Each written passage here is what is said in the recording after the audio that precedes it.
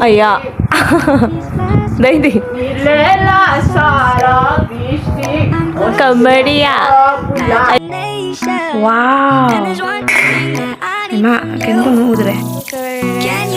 Tomato, dan saya muruk juga, ginger, garlic sujaure, jadi lu keraga, tahu raga kok. Kena ada ina grinder ina tahu rani apa grinder do ina. Ngồi đấy, sụt cái nó xem. Cái nó này. Asing mo daw machu bhaje, wong ka bhaje. Kaya thapa ka kasi kan daw din. Ata na to ini ma'am do na machu se. Kaya mo to ini ko. Thinking of you, thinking of you.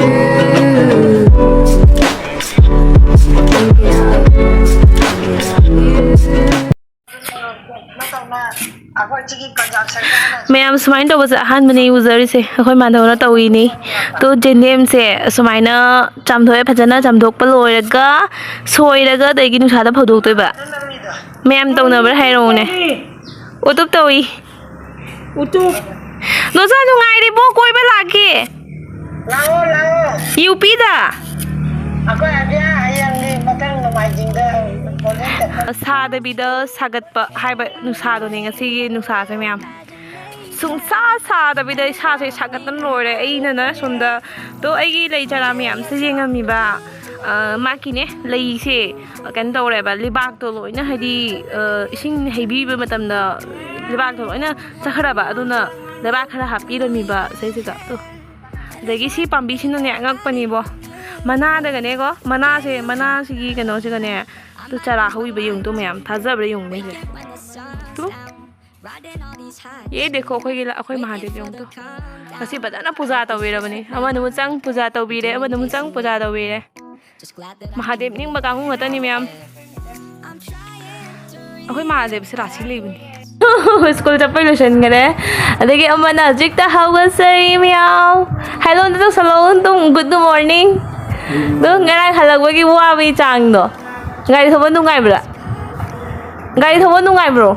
Khoang da pan thì mấy pan bro. Gai thâu gì? Yung ne pamungi halat gì yung ne gì? Sibu gai thâu tôi đi như yung ne khoang tiếc tôi đi. Anh ngasi mong pa cái su đâu bao rồi? Tận li bo. Su rồi ni. Amma sini school chắc tận lấy yung ne. Cube sana lấy yung ne chú bo. हो गया wow दिखा और तिरंगा बना तिरंगा रहने दे भाई तेरे बस की बात नहीं है रहने दे वाओ भाई सोमने तो चाइनी में हमसे कोई लोशन नहीं तो इसे तो इसे होंगे सिबो इंगांग हुकरा से तो इसे नहीं होंगे वैसे बस लोशन तो मैं हमसे खल को दिखा लगे तो ये oh my god Aya. Đây đi. Kamaria. Aya. Kamaria.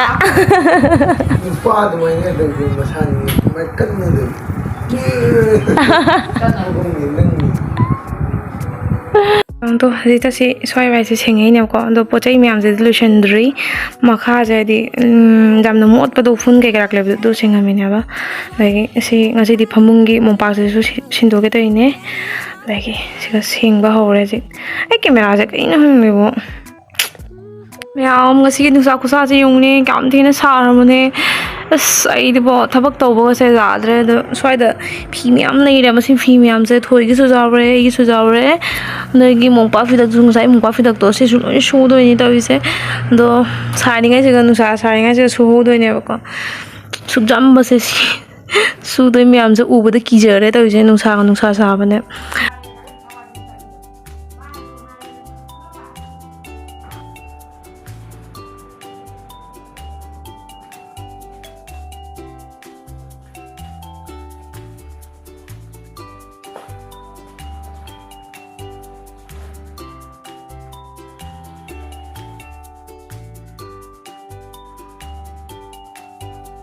Ma'am लोरे रुथोकना नहीं भी नुंगसुना खोदना अधिक चाक चाबगी तौरमने से लेरंग से मादौना थोंगे बच्चा को हिंजांग ने जेरुम थोंगे तो 하우도 마리고 복술 암나 노래 농사 고사제 용도 어시기 농사 고사제 면 착하이데 더웨 이노 흥레보 송장 티나 사바 간데 현장 카이라게 어세레레 에디 페브릿 니 제룸 통모티 이 페브릿 니 पुरा 제룸 से जाओ यार कहीं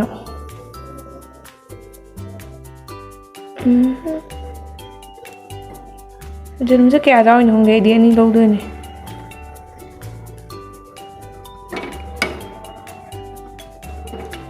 जेने में कहाँ पी माले मंदोगे से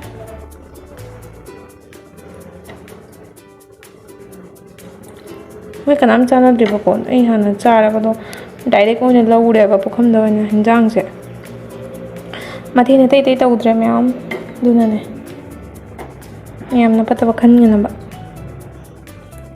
से चारों से कांदे उपसला में कैसे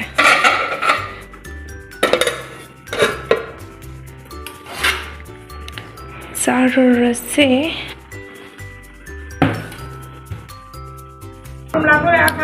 अब तो खोंग दे तो सोला दो तो खुशा मनी बो असिंग बे बो अदुमाइने तेखा थांगलमु माधोगी मकोक से yung तो ai ngalak mang sok ngore tau isi da adre en da pi tai de ba hali thau ro cho to yung ne ma lawai ji lu ni man do ma do mai color tau ra ga jeng phaja thok ra ying na brush phaja bane cup na cup phaja bane tau yung chak thong mo dong ai ne ingang mo cha gi korpu gi chak thong bi gi thaina wange koi tau do adu do ma ri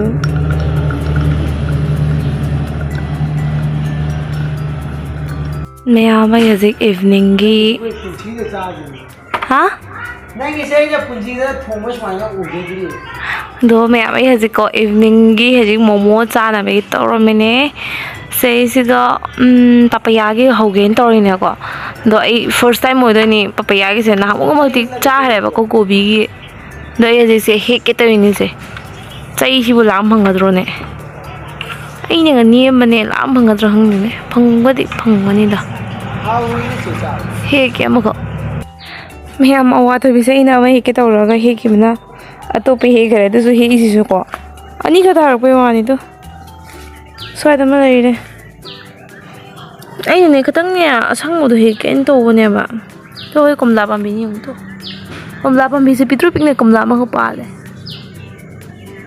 उसी तरह पितृ pick नहीं तो स्वाद में लगी रे नहीं स्वाद को मुँह पर लगी रे इनसे कमाई तो थोड़ी नहीं है हीरो बनी ना जिके दाउदो हीरो बनी ना उछलने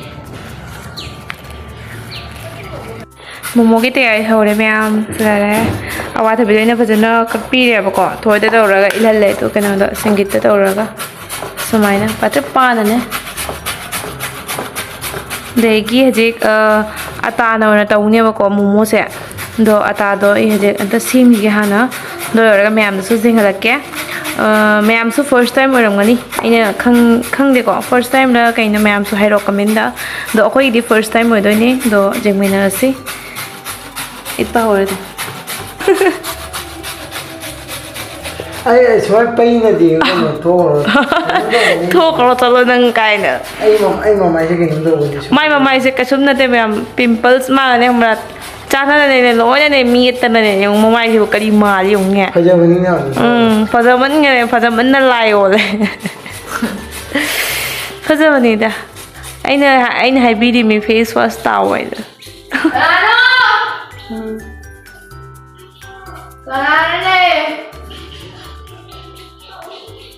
kanana iya kibera mo gawai suman मैं नहीं अजय जीन की मकू कोई जीन मकू पूरा माली है खाप नहीं मुझे ये क्या ना मैं हमसे से ना कोई चटनी तो वही नहीं है बको चटनी तो वही ने टमाटर से अनी कक ले रहे मैं अहुम नहीं दो इन्हें नहीं तंग तो रहे नहीं से जगह मोरोक अतेक भी सॉरी मोरोक अकंग भी कनो दो बोझाओ भी मोरोक तो नहीं बा तो से चामनी नहीं सिरी ककना लोई बेसु लोरे दगी मोय नि नाजी हजि पो जोंने लोई द्रिने कई वानो ने Sudah matang canggu. Kari hai bahji gitu. Nengah gua dia yang itu loh. Loi deh he. Aduh jam waktu nanti rono ini thami sih. Kupi waina. Aduh bukan ada di kayak kana game mau sabi. Cau nu tuh tuh. So ada lele mana dong tan bi deh pasana. Aku ijum dia pan ba sing ni. Aduh libu wat terus mana? Tahu nu nih. Mana tahu nu pada kan sing mana hati tuh yang tahu ekoi mana. Terus siapa mangkir sana tahan. Oh sing kena sudah kakle tuh. Udah jangan nggak. Garlic. Sudah itu. Si cam di dalam. Ma'am तो सही से ओइना boil तौबगी तौरेबा केनोगा टमाटर का मोरोग तो स्वाद ओइना boil तौरे तो अतई दिसी सिंगजिरो ready तौर थमे सिले जिंजर का सिले गार्लिक का असे दि थुम का तौरा तो लगा ngak कुपसल थमनोइन संदागी दु थमे थाना लोइरे अखोय सोना मोमोगी सुकना तौर थममे ngak मपान थोकपने बा नुसित नुसा चाबा खुनो Aima ngaire nusit se sagat pa ngatang ingdai ye saga se kai mandau se kana sei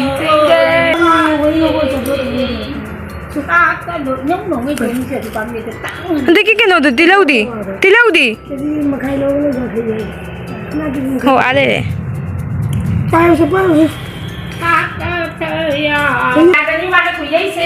अदु अखोने लागते ने नदुम लेबदगी अखोने ngasai ding ngai bida wari tawisi to mandong na ngasai sing tawbirabani na sisi leji Praktek punjani mi bo bisa tomra. ole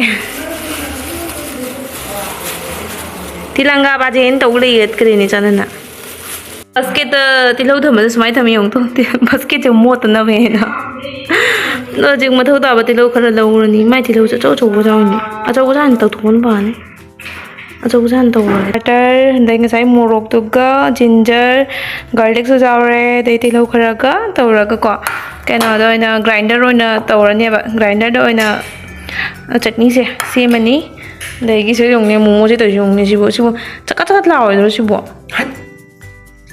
hau hau le ba to se le to sem ba hau le ba momo gi ne da si sendang tawra sa kaya tahana hapsa lagi si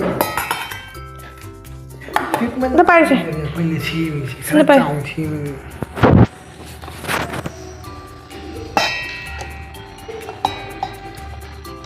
ay tomato sa kumaya na tangkay kay doy ba ne kentong na ba yan kara ngay na ba yan sing kitang hap siya चूली न तरह इसी आप करने लो न पिता na te sing hap to de ko na lay bazaar ho siya खजी के दंगा पुता dalo yung ne wow chutney si dis manam se me am ngaure bo kai no khatang thap tu no kai ne tan Like, share, comment, subscribe mat karna. si se de khara thau da ngau da bazaar ba thau khatang ha ba ga ne nei ngau de ba Ma'am, siga lay magi kaino do khangre. Sijena gana tauri siga na tayay na taude tauri. first time doing ne me am ko so mai tan je khara pa na be ne hono ba ne ba do se lo se ai ba na hai de ko ai ba khara to ni to jare se एक काम कर रोजी Masay momo mo roji ga ya jana ko chahiye. रोजी आ दे को Ai gi ming go. ni Mane Manipuri hai ko ha. English hai ba se hai de jam na hai de. British na ngang ba ngang tau. Come here. Oi man si come here, go back. Right. Koi man jam si ja ba masak ko na di ga. Jian ta ba jong dong pha je. कहीं नहीं सी Te ai ku tak ti lo re an ta yeng ne che. first time yung ne Te ai ku tak yeng ne, te ai ku tak yeng ne. रोजी की मसाजदोरी बको Young से माइ से save कमाई तो क्या है ना येंग से ने वाओ तिलो मसा म हक जाव माइ से तिलो पम जबिंग ने बा मसा गन रजी थो ओइ मा kai wan ne yeng ye la du ro na ki do mo da hap to ni Sese laire akhoi momos myam do jisu loidreba ko hothona tawri do sei ga aina thau taina loire do jik se je poli challe ga mai ha chalo se muni amom habau jinge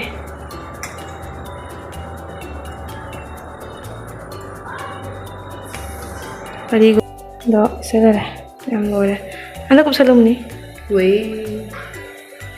ke kup san sha और mini क्या लो इधर बनी after 15 minutes के बाद खोल के देखेंगे चलो 15 क्लास अहम से की सेफी हूँ एक ही मारे हम लगा नहीं हाँ बुझाऊँ ना बुकाई नंबर मखा नहीं है ले अरे कहाँ रखेगा रख दे भाई कहीं के भी कोई ना दो कौन जाऊँ तो अरे अब हम नहीं इतरे जाम कुछ जाम दो रखो हो चलो क्या इसी ने था अरे मैं क्या कर सकता है गिर गया तो छोड़ो छोड़ो कर दो ऑफ कर दो बस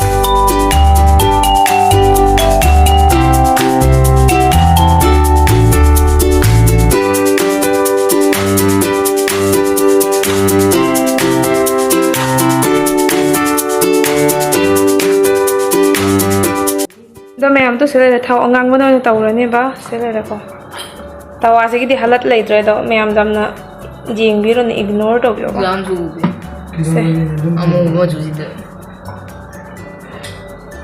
थाउ मुन मंगाई से इसी ना हाउ कदी कहीं नहीं मी हाउ नहीं है सेम तो ना तो नहीं है हाय मैंने नहीं होगी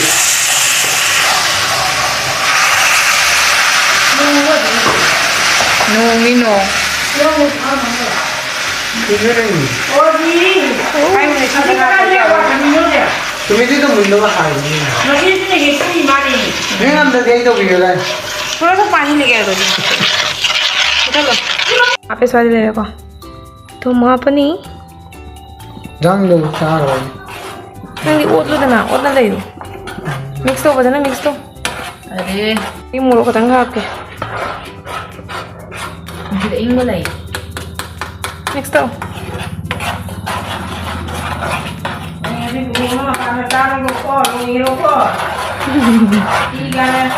asmanam sidi lore he doji ngase jeko wow ai ma ken dum udre kai no he मुंदरी dum uda khange munde na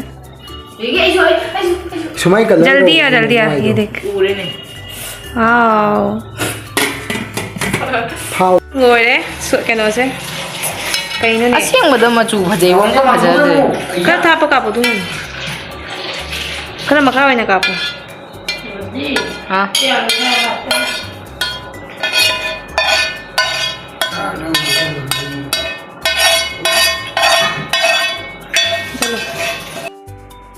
क्या बोलूँ मैं तो मैं हम तो मोमो मुझे हजीरो थोप हो रहे हैं ऐसा कि क्या तो बस दो हम तो थाज़ा दिए लाए मैं सारी सारे क्या मत तो एक ही नहीं सोचते इसमें काम करते तो वही मालूम है से सुमाई बाय सुमाई जाएगा ना अथवा तो जाएगा नप्पी नब्ब से जाएगा ना सेगाई रे सारे सारे खन्ने की नंगी की में था ना सेकंड डाउन तो नहीं अतान तो नहीं मैं हम दोनों मचू से क्या मत तो नहीं को लोजिक चार जिंग से चार हो हम हक्ति हम ट्राई तो ये काय बदे हो रहा है मोइदा दोगे सी फजना फील तौरे फजन जाम मोइदा दोगे सुमाई दोगे से फर्स्ट बाइट में हम चार जिंग आगे हाइडा मत नहीं बा फिर तक को दोगे तो नाइस नाइस क्या एक्सप्रेशन है दो पीस हाउ मा दे जाओ जाने लोई ना मांग ले नहीं आता मोइदा लो मो का तंग साबो वालो वा नो चा चा सा ला बदी खंग दे इधर में फिल्म काल पे चाओ लोगन थोड़ा तो चार तो लोग ने मत एक बस एक आई मशहूर ले रो अया हम जाके दी चाबी होती चाव लो रे तो इसिंग बता नमस लो रे बड़ा खाली हो रहा है एक रोजी थपक से फेंग ब चो रोजी फेंग रो चो खत्म गाइस खत्म मांग रे